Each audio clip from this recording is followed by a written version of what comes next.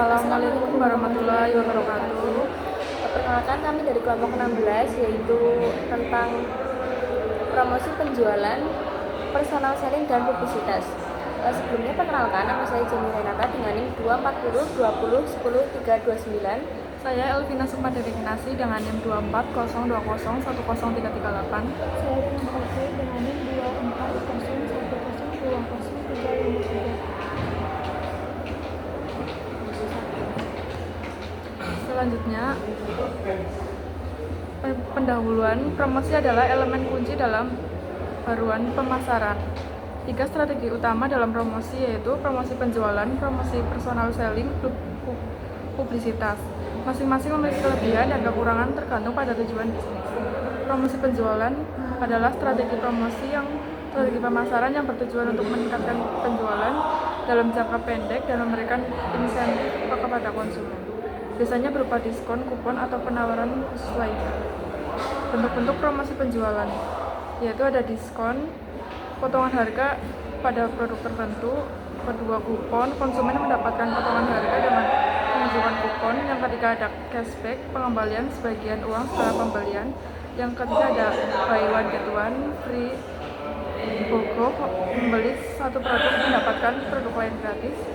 Yang kelima ada hadiah langsung, pembelian dalam jumlah tertentu mendapatkan hadiah. Lanjut, untuk contoh promosi penjualan di dunia nyata. Yang pertama ada flash sale di e-commerce seperti Shopee atau Tokopedia. Yang kedua, promo beli 2 gratis 1 di minimarket. Dan yang ketiga, cashback dari e-wallet seperti OVO atau GoPay.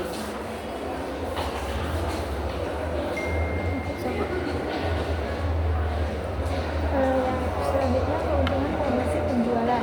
1. Meningkatkan penjualan dalam jangka pendek. 2. Pendorongan keramahan produk baru. 3. Meningkatkan mobilitas jika diterapkan dengan baik. Terus, pengembangan proses penjualan. 1. Bisa menurunkan mobilitas jika pelanggan hanya membeli saat ada promo. 2. Merugikan hasil keuntungan jika terlalu sering diterapkan. 3. Kompetensi merusakan citra metrik jika terlalu asing dilakukan. Selanjutnya, strategi efektif promosi penjualan. 1. Memilih waktu yang tepat, misalnya saat hari raya atau musim libur. 2. Target pelanggan yang tepat. 3. Jangan terlalu sering membeli diskon atau merek produk nilai tinggi. Personal selling adalah strategi pemasaran yang melibatkan komunikasi langsung antara tenaga penjual dan pelanggan potensial. Tujuan utama yaitu membangun hubungan jangka panjang dan meningkatkan penjualan. Ciri-ciri personal selling yang efektif yaitu memiliki keterampilan komunikasi yang baik, mampu memahami kebutuhan pelanggan, berpengetahuan luas tentang produk yang dijual, biasa menangani keberatan, dan penutup penjualan dengan baik. Tahapan dalam personal selling ini, yang pertama prospektif atau mencari calon pelanggan potensial. Yang kedua approach, pendekatan awal dan membangun hubungan. Dan yang ketiga presentation, menjelaskan manfaat produk secara rinci. Yang keempat closing, meyakinkan pelanggan untuk membeli. Dan yang kelima adalah follow up, menjaga hubungan pasca penjualan. Untuk contoh personal selling dalam berbagai industri, yang pertama adalah sales properti, menawarkan rumah kepada calon pembeli. Dan yang kedua, agen asuransi yang menjelaskan produk asuransi kepada pelanggan. Yang ketiga, sales mobil yang mendemonstrasikan fitur kendaraan. Selanjutnya, kelebihan personal selling. 1. Meningkatkan kepercayaan pelanggan. 2. Mampu memberikan solusi yang sesuai dengan kebutuhan pelanggan. 3. Menguntungkan interaksi yang lebih personal. Selanjutnya, keuntungan personal selling. Biaya tinggi karena membutuhkan tenaga kerja khusus. 2. Tidak efektif untuk pasar massal. 3. Memperluas pelatihan ilustratif bagi tenaga penjual. Selanjutnya, cara meningkatkan personal selling.